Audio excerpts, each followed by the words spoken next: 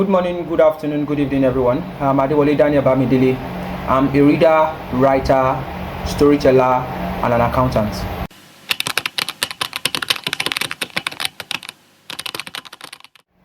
Yeah, okay, about my pseudonym. I'm formerly Liar the Poet. That was when I was a poet. But currently, I am my pseudonym, my new pseudonym, or my current pseudonym, or my current persona is the prorok. And the prorok is a Russian word that means the prophet.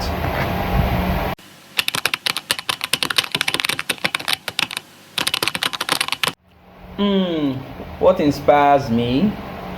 This is a very, very good question. A lot of things inspire me. Most of the time, the society, my environment, the stories I come across on my social feeds. Because I, for one, I spend most of my time on Quora, trying to read stories of people and people's submissions, people's commentaries on certain trending matters, controversial matters and captivating matters, enticing matters, things that entices you, conversations that you feel like people don't really, talk about in the society. And you just go on Quora and you see people tackle it so very well, the best controversial conversations are well tackled on Quora. You're a good Quora user. So what inspires me? A lot of things inspire me. Just like I said earlier, the society inspires me, my environment inspires me, my journey, the trajectory of my life. I've been to move from Ijebu to Lagos and how I've been able to survive trying times. There's been a roller coaster of journey. So the trajectory of my life, just how a whole lot of things panned out for me. Yeah, a lot of things inspire me. Yes. And also, I like to add that Gibran inspires me. Gibran, I'm a big fan of Mahatma Gandhi, Gibran, and Darwish. That's Mahmoud Darwish. Yeah, I'm a big fan of those three. They inspire me too. Thank you. And my family and God. The holy books inspire me too.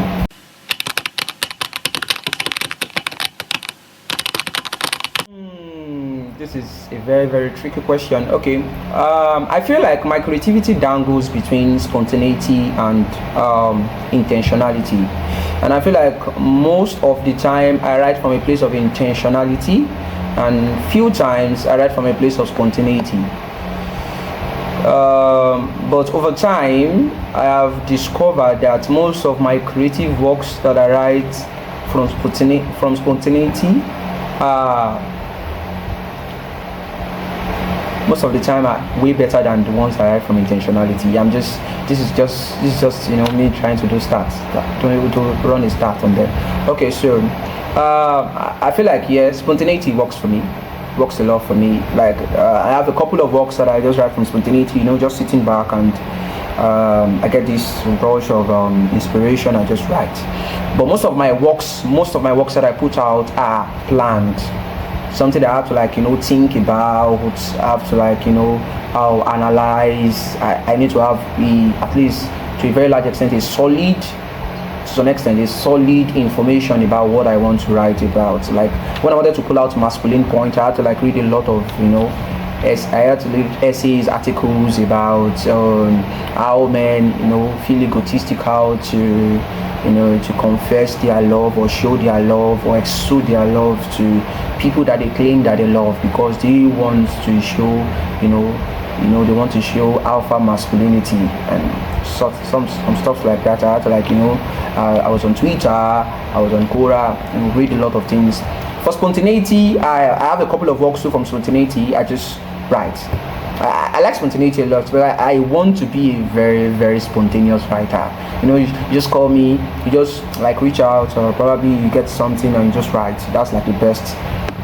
But I feel like intentionality works more, because most of my creative works that are way, way good comes from intentionality, and there are some that are very good that comes from spontaneity. So my creativity dangles between spontaneity and intentionality. But I feel like I prefer intentionality to spontaneity, but sometimes for me spontaneity is way better. So I'm just in between the two. I don't know what to pick. Let's just say I'm confused. Am I? Maybe.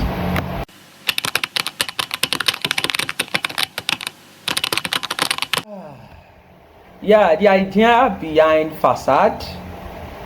Yeah. So, just like myself, just like I said earlier, sometimes I write from a place of intentionality. And I feel like, to write from a place of intentionality, there has to be a layer of yourself in what you are writing. I was going through a certain phase in my life where I felt like people don't really know what I was going through, but people see me and feel like I'm doing well.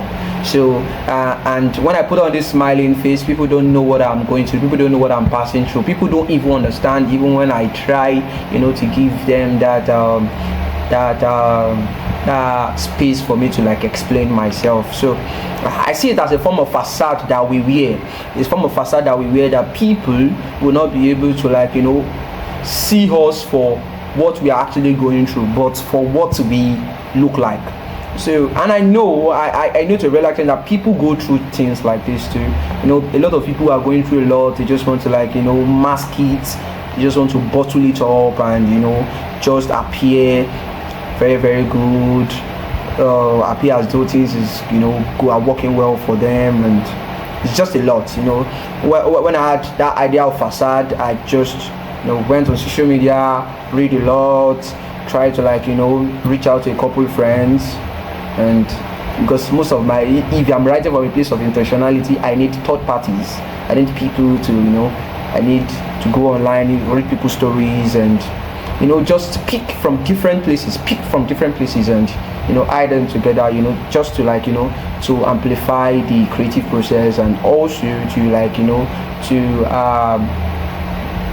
to stimulate, and at the same time to enhance the the beauty of what I want to create, which I believe that I was able to to achieve with the story.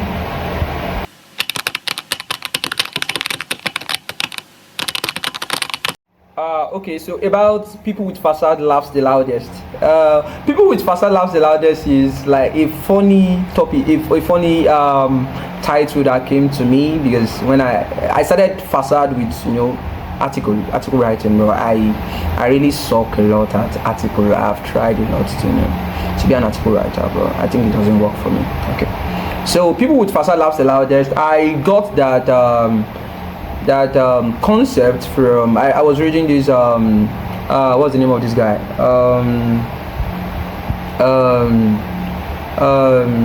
Roger Fisher's and William Hurry's book Getting to Yes.